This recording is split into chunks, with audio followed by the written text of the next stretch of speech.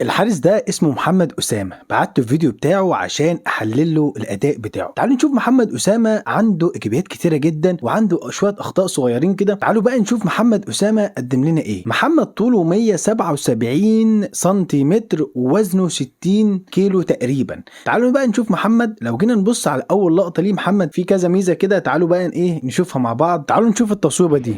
التصويبه ده صعب جدا يا ولد. هايل كويس، واقف اتجاه الكرة بشكل كويس، عنده ثبات انفعالي بشكل كبير جدا، وده افضل حاجه اتكلمت عليها في فيديوهات تانية كتير. بص بص بص، لا وعنده جريء جريء جريء جريء يا ولد. شوف الثبات الانفعالي هنا. لا الولد عنده ثبات انفعالي عالي جدا، والثبات الانفعالي ده بنفتقده في حراس كتير. تلاقي الواحد مجرد ما استلم الكرة الحارس ينام على يمينه وينام على شماله، والتقل ده صنعه، وده اللي انا اتكلمت عليه قبل كده. الولد عنده ثبات انفعالي بشكل كبير جدا. شوف وفرق جسمه وهنا على الكوره، وبتعامل برجله وبايده.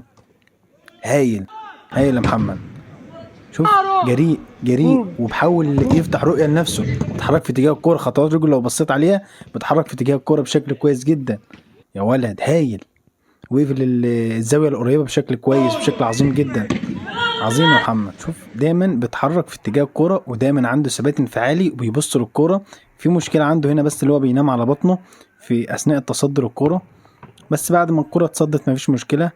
هنا برضو التكنيك بتاعه مش احسن حاجة، بس هنا الولد مجتهد جدا وجريء جدا.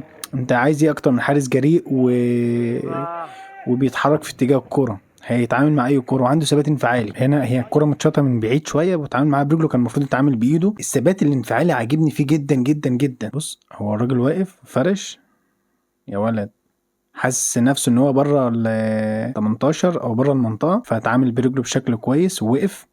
هايل. هنا طبعا التكنيك غلط، عنده مشكله ان هو بيصد جوه الملعب في النص، ما بيطلعش على الجنب.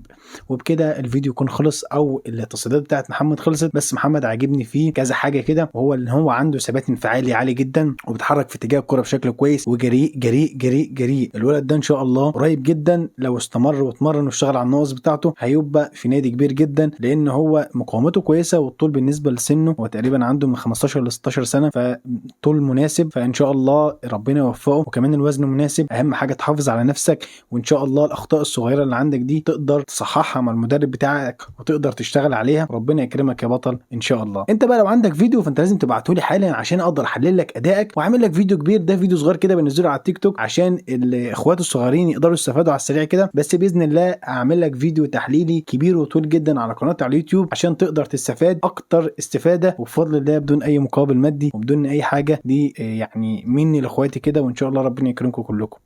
سلام.